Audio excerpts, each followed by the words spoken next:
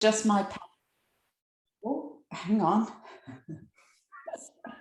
Good job.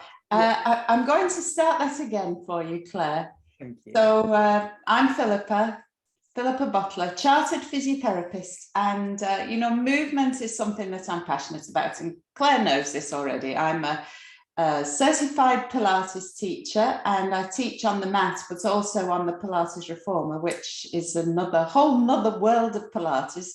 And I'm a recently certified yoga teacher. So I've been teaching Pilates for 16 years now, and yoga is new in my repertoire, and I've only been teaching for a year, but I've been practicing yoga myself for, I don't know, about 8 years now. And I kind of started doing yoga because Pilates, being my day job, it became a bit of a busman's holiday sometimes. So, and I was starting to feel a bit stiff in the hips, have to confess. So I thought I would explore, what yoga had to offer. And of course, I got hooked, as I usually do, on all these things. And so, yes, I love to teach movement. It's my passion. And, I work with people who have pain, and I work with people who don't, people who just want to be fitter, healthier, stronger, whatever, more supple, whatever it is they want. So anyway, but I think you know quite a lot of this already, Claire. Oh yeah, I know. But the point is, when I'm doing my bespoke 360s and helping people to get well, one of the biggest areas is encouraging them to have regular exercise. And what I find is people either aren't doing that, or they're doing the wrong form of exercise, which is having a detrimental impact on their overall well-being, because they're exhausting their bodies in ways that they shouldn't be, which is depleting them in the mind, etc., in the spirit. And they're just, or they're kind of, they're either depleting themselves or they're getting injuries because they're, trying to do something that their body is just not able to recover from quickly enough. And they kind of are driven by this burning need not to be in their heads anymore, but to try and get in their bodies, which doesn't do them a lot of favors. But so I'm always recommending exercise. And I always say to people, you should be thinking about Pilates or yoga. And when it comes down to it, I can't say a lot about yoga because I'm someone that can't do it because of my hypermobility, and it's not encouraged. Pilates is much better. And certainly, even though I have done yoga in my younger years and enjoyed it, Pilates is something that's had such an enormous impact on my core stability, well-being, pain management. And so I just wanted to investigate that today. And I'll also say, on the spiritual side of things, the year gets divided into 4 quarters, which is probably something you've heard me say a lot, which is, down to the elements. And at this time of year, we are in Earth. So November, December, January is the Earth time of year. Yes. And so it's kind of like going into your body, and it's about rest and recovery. Despite the bright lights, the big city and the candy floss, it is supposed to be about kind of giving your body the opportunity to rest and recover over winter, so that when we move into air around February and go back up into the mind full of inspiration and everything else, we've completely nourished our bodies. We're ready for that for that energy change up. And so I just wanted to say that because I like to cover off the spiritual side. So can you just give us a brief outline of the difference between Pilates and yoga? Well, I could be as brief as I possibly can. Pilates is a method. It was invented by a man in and around the 1940s. So it's relatively in its infancy in that regard. But Joseph Pilates was the man, and he took inspiration, however, from lots of other things that he'd done. He was actually a bodybuilder, and he studied movement, yoga, and weight training, and and the way animals move, allegedly. I mean, lots of people say that they've done that, don't they? So he probably did. I can't dispute that. But and he came up with a system of exercises. So Pilates is very much around the exercises, but what I would say to that is it was a system of exercises, but with an approach, a very precise approach to the way in which those exercises are performed. And so breath was fundamental to the practice of Pilates. He incorporated that very much in, and we still do today, in every movement that you make. But it's all about that core activation that's at the root of everything: the breath, the core, the alignment of the skeleton and the body, and then the way in which we move with precision and control. And it's like all things, you can dive really deep into Pilates and do just that and that alone, and still be learning years and years after starting, because this is the nature of the beast. And so the difference, as far as I can describe to you, is that yoga is described as a path to oneness.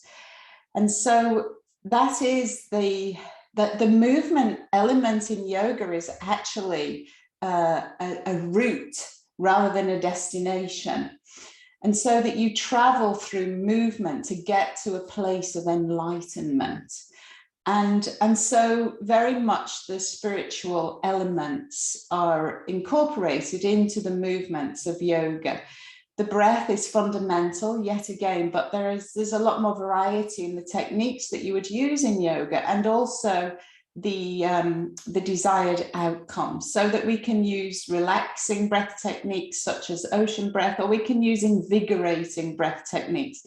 And again, this is something that's been extrapolated by various individuals and become a practice all of its own, breathing practices. But in yoga, it's the combination of the breath. The asanas, or the postures, are intended to access the energy channels in the body. And so that the way in which you hold your body, the way in which you, and also for the most part, sustain the postures, is intended to generate flow of energy. And so, and then of course, there's the mindful elements which come into the meditation practice. And so the physical practice is a journey towards this mind releasing experience, if you like. And you know what, because I'm a physiotherapist, the thing that I'm most concerned with for my clients is that we are moving well. And so I really love Pilates for that.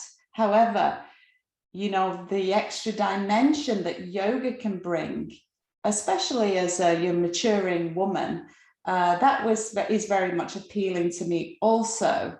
And so, I kind of love the two things, and I don't put them together into a session, but I do like for people to maybe experiment with them in different sessions. Now, the thing that I would say to you, Claire, as someone with hypermobility issues, yoga, as you quite rightly said, is not necessarily something that you would recommend for people with hypermobility. However, a lot of people with hypermobility find their way to yoga because they can put the body into positions that other people find a lot more challenging. However, certainly with my teaching, and I know this is increasingly the case, that people are incorporating the principles of Pilates, the alignment, striving for ideal postures, ideal alignment, striving to incorporate core activation into yoga type postures, which can go a long way to protecting your spine, say, for instance, and moving with precision and control. So, I think there is increasingly a bit of a sort of melting pot of movement going on. Well, that's good news to me. I feel sold now on getting your, on trying one of your yoga classes, Philippa, because I have to say, as a coach, as an instructor, I do all my classes with you online, and it's never detracted from the quality of the teaching experience. And your classes are just, they're brilliant, because you explain what's going on in the body as you ask people to do the movement. So you get quite a medical scientific information. So you certainly do in the Pilates class, which is really informative. So it's not like I'm just doing this for no reason. It's like, well, this is why we're working on this. We're working on this particular muscle at this particular time. And it's because of your accumulation of wealth over your career lifetime that you can wealth of knowledge, Claire, you should say, not wealth, actually. Wealth, not yet. Working on that bit. Wealth you have, money, you know, could be always, we could attract more, but wealth is quality of life. And it is definitely a wealth of knowledge because it is so extensive. So, you know, that's why I always like to recommend you to my clients. And that's why another reason I want you to do this with me, because I want people to see you so that they know the kind of person you are. It will also say that your classes are always very funny as well, with your sense of humor in there as well, and sharpness, which is just brilliant. A beautiful combination of the two is very worthwhile. I will say that I have quite a spiritual experience in the Pilates class. I do the beginners class because, not because I can't do the advanced class, but because the beginners class, you at least give us a chance to kind of, it's much slower. The advanced class is seriously hardcore. So anybody thinking, oh, Pilates, not much happens in there, forget it.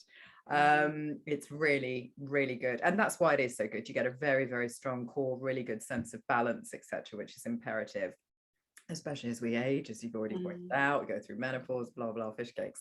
But yeah, so maybe, yeah, so I get a chance in that introductory course to really get into my body and breathe and just kind of arrive, because that's not a natural state for me. I'm often up here. And that's why I like it, because it's like, oh, and it feels so much better afterwards. I feel very relaxed. But I will be trying your yoga class, I think. I think that's really good. Do you want to tell us about your classes, how frequently you run them? Well, I teach every day online at different times of the day, sometimes in the morning, sometimes I do 3 evenings a week, which wasn't necessarily in my plan for my 50s, I have to say. But, you know, this is when people are free. And so I make myself available 3 evenings a week, and Tuesday and Friday in the morning, and Thursday my mindful movement session, which is a slightly deeper dive into meditation at the end of that session. So we spend a full 15 minutes enjoying a guided meditation, and obviously I'm guiding it and you're enjoying it. So yeah, I mean, I just love the idea that I can reach people with what is a good quality approach to movement. Like you say, it's informed by my knowledge and experience of 30 plus years as a trained physiotherapist. And I'm constantly learning is the other thing, but I haven't given up and rested on my laurels and thought I knew it all, because, you know, I don't think I do. And it's really important that every week I spend some time furthering my knowledge and bringing that into every session that I run. So you will have noticed over the year that you've been with me that, you know, we do different things all the time, and it's not just that I'm random. Well, actually I am quite random, but but it is for a reason, you know, that and the other thing, of course, this reason is that our bodies they adapt to what we do. And if we do the same thing all the time, that's what we're good at. We're good at doing that thing. And really life is, you know, very varied. And so we need a whole different set of skills to equip us to fend off the risk of injury. And that's the biggest thing for me.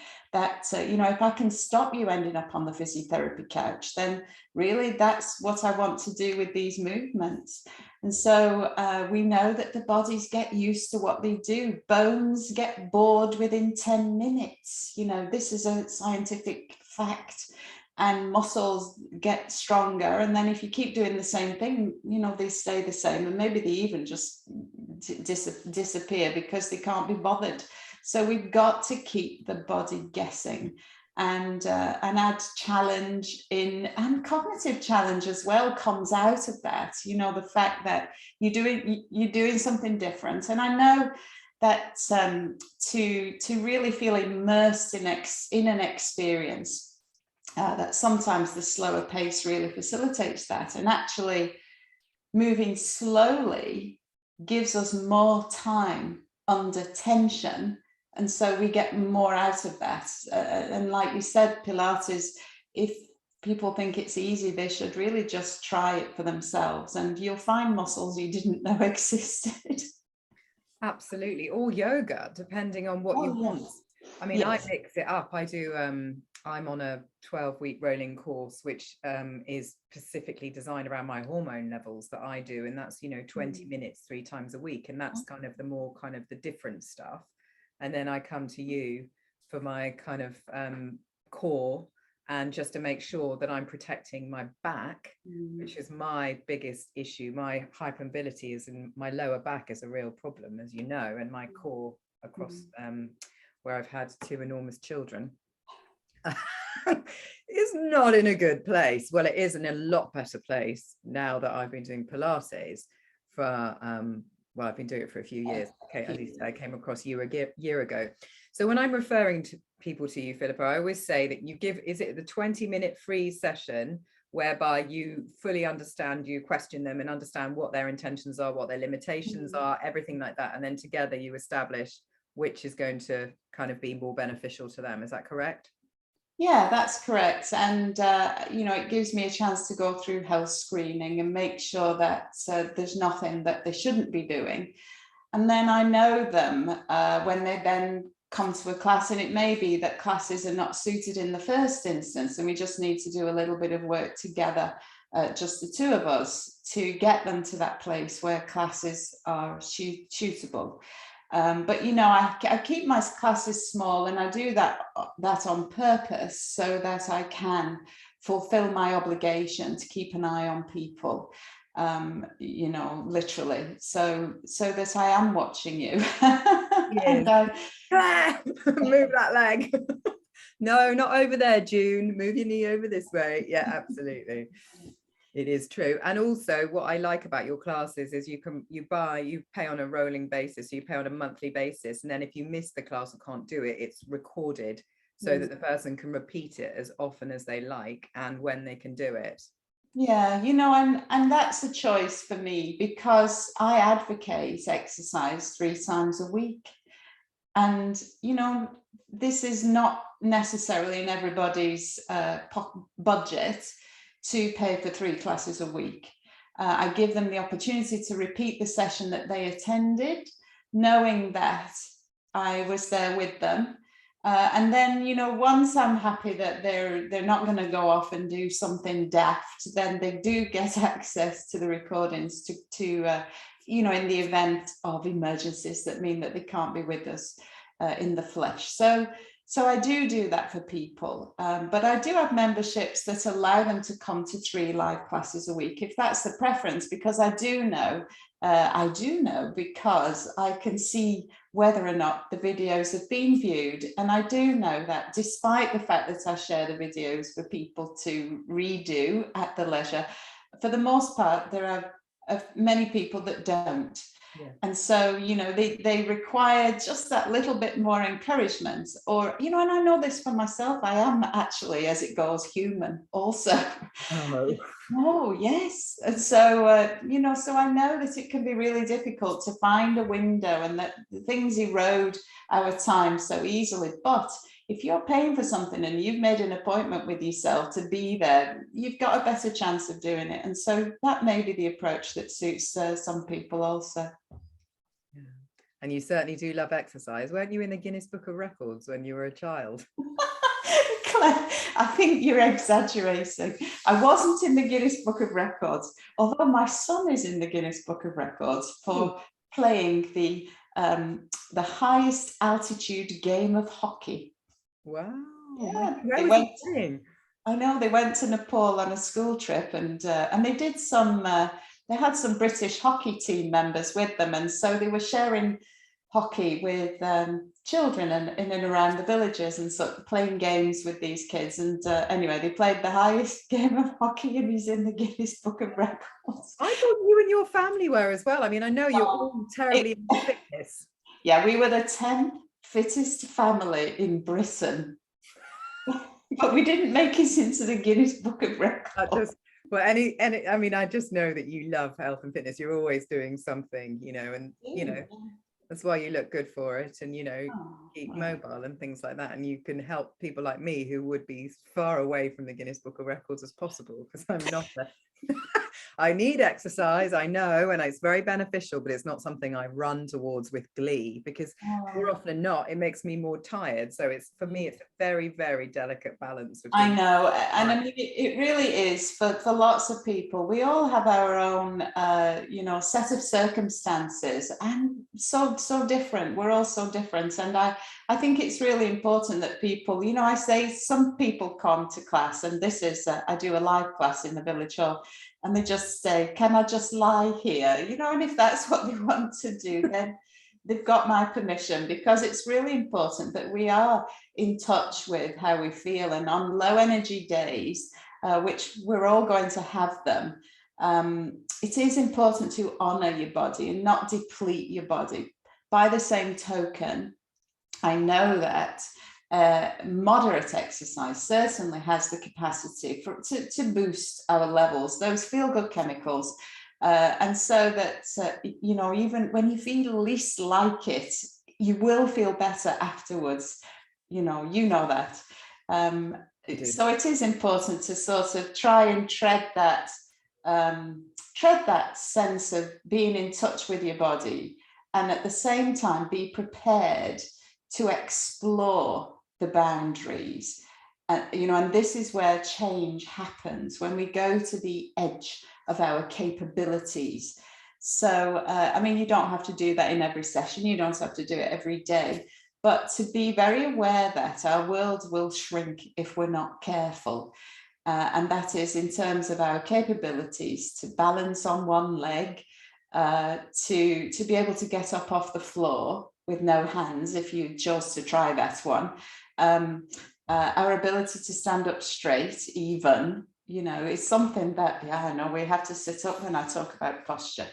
That, kind of unknowingly, unwittingly, you catch yourself out of the corner of your eye in a big plate glass window in the shopping centre, and you're like, why am I so bent over? Why is this? And so if we're not thinking about it, if we're not bringing consciousness into our bodies, if we are, spending our lives out of our bodies, then we're not going to be aware of this potential for decline. And that's the thing that, again, keeps people out of hospital beds. If they don't fall over, they don't fracture a hip, they don't end up in a hospital bed. And that sounds really kind of not very Well, I think it's quite topical, given the fact that, there's all these demands on the health service. It's not, it's under enormous pressure. And so if you can, and also what happens to you if you do land up in hospital, that is, then basically you want to do everything you can to stay out of that and to stay well. And on that note, something else I noticed was the fact that post-COVID, a lot of people describe not being able to continue to balance. It's like they had to relearn a lot of the kind of movement, like they're become aware of their proprioceptors. Is that what it is? That basically helps you to balance, etc., because they'd lost that connection. And I thought that was quite interesting. Yeah, post-COVID, there are a lot of side effects that we're still finding out what they are. And people, there will be some that are unreported up to this point. To be honest, that's not something that I was necessarily aware of, but it does make sense when you talk about it. I think, again, losing something, and this is something that I've worked a lot with people who have been involved in terrible accidents, or had really extensive surgery, and so they are in a place of having lost something, and my job is to give it back to them. And so that is my experience of working with people to help them to get better, to recover. And so I've got lots of tricks up my sleeve. And the thing with someone who has a deficit, if you like, it's the starting point is different. And that's all.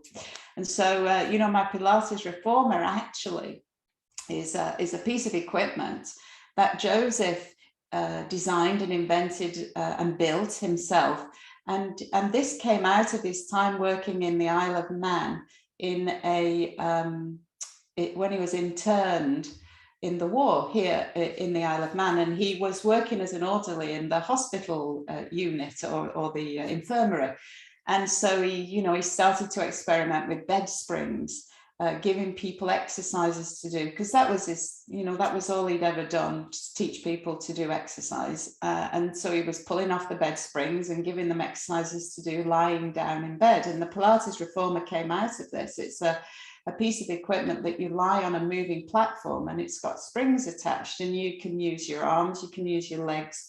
I mean, there's pretty much nothing you can't do on this machine, but it is actually a stepping stone to the mat work, so that if you've got remedial exercises, a remedial exercise requirement, then the Pilates reformer, although we can work at a really high level on that machine, what we can also do is take you really back to basics. So would that work for people having knee replacements and hip replacement operations? Because there's an awful lot of people doing that, not least my stepfather at the moment. So had his knees done, and my friend's mother's just had a hip done and things like that. So that kind of thing would be really helpful, would it? Well, it is really helpful. I mean, the thing is, with any luck, they will see physiotherapists and they will be given exercises to do, and they will go away and do them, which is obviously the piece of the puzzle that we can never be in charge of. But we encourage people to have the information and go away and use it. But I think increasingly with COVID and hands-off doctor's appointments, that people are maybe being left to run with the ball just for a little bit too long before they get more intervention, a progression, say, for instance, because the exercise program should progress you back to a place of restored function. And that can sometimes be something that falls between the cracks. And I can imagine that now, although I'm not working in the health service now anymore, I can imagine the challenges for the therapists, to make sure that this doesn't happen, and that you as a client, as a patient, whatever, you have to then advocate for yourself, which when you don't know half of what you could know about this stuff, it can be very difficult to do. So yeah, I mean, I work with people who've had hip fractures, knee replacements, spinal surgery on my machine that I have at my home. And these clinics are popping up all over the place, actually. Physiotherapists who are embracing not just the mat work, but also the machinery to incorporate this into rehabilitation. And then, we supervise you and we support you as you go through that process, which I think, we're human, and we need that. Most of us need that motivation. I'd say also, the state of affairs, as you and I are pretty much private healthcare now, aren't we? People pay for our expertise and our time, and that's the way it kind of is going, certainly. Well, thank you very much, Philippa. We'll do another session together on breathing, because I know that you've got an awful lot of expertise around breathing, and breathing is a big thing when it comes down to anxiety management, quality of sleep, just general body health and oxygenization, well-being. So we'll do another one on those. But today, how do people get in touch with you? Oh, well, the best way is through my website, www.precision with a Z. I don't know why I thought of that now, because I have to spell it all the time. .co.uk, or they can email me at hi@precisionwithaz.co.uk. Fabulous, and get hold of their 20-minute session, and I thoroughly recommend you 100%. And thank you so much for being here today with me live, and I will be posting this all over my website and everywhere else. So au revoir, everybody. I'm going to turn this off. I don't know if I can turn this off live. I'm going to turn this off live and stop live stream, stop the record.